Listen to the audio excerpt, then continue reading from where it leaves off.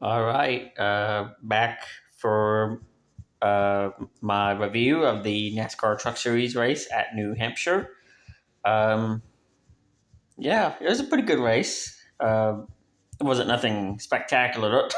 Those last, maybe 25 to 30 laps were very heart pounding because of the chase situation, and I will get to that. But right now, we're going to go over the top.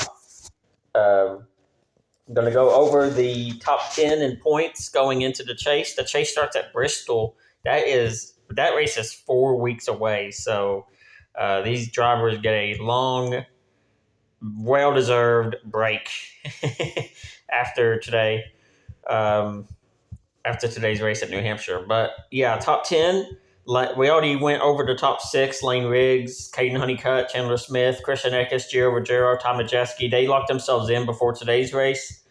Grant Enfinger locked himself in after stage one. It was after stage one he locked himself in. So then it was down to Hemrick, Rhodes, Ankrum, Friesen, and Garcia after that. Hemrick is in. Ben Rhodes is in. Ben Rhodes dropped 2 spots in the points today, it says. So, maybe that, I don't know. It says down, it says -2. So that's what it says on my end here. And boy, drum roll.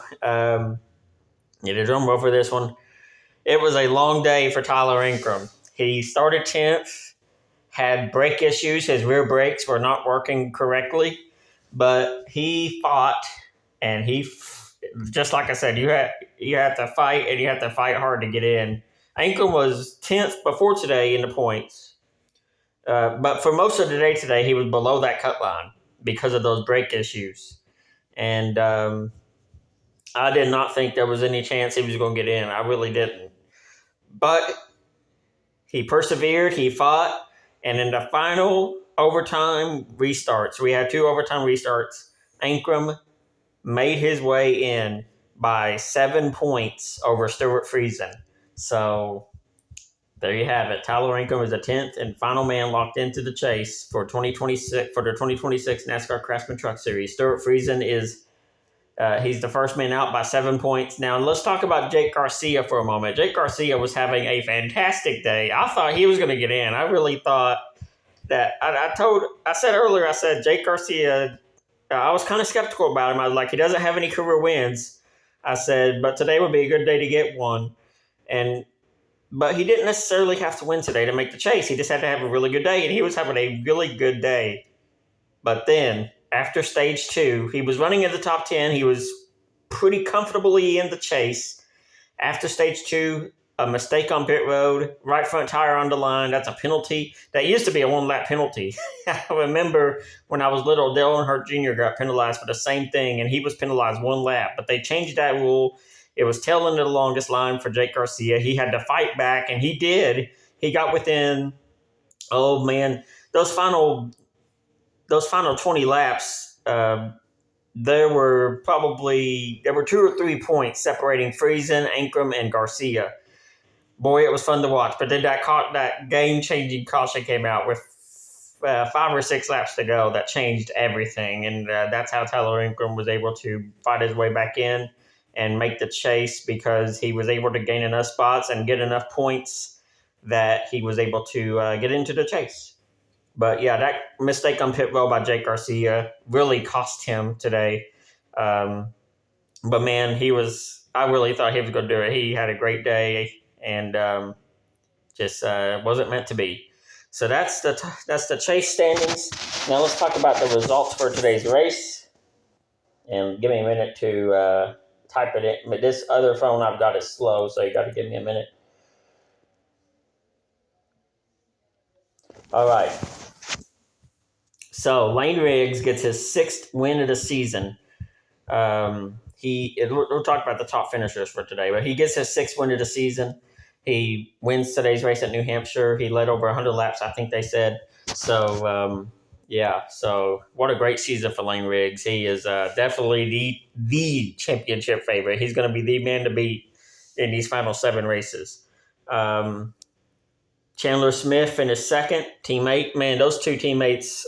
I tell you what, those are going to be they're going to be the men to beat in this chase. Actually, these top three drivers, Riggs, Smith, and Honeycutt, will be probably. I think there'll be the three drivers, the main three drivers battling for this championship this year.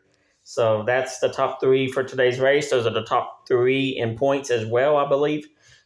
Stuart Friesen finishing fourth, not good enough, unfortunately for him. Connor Zilic, he won. He swept the first two stages and was having a great day. Zilic, I thought would win the race today, but he did not. He finished fifth. So Tristan McKee, the 16-year-old phenom, another great finish for him.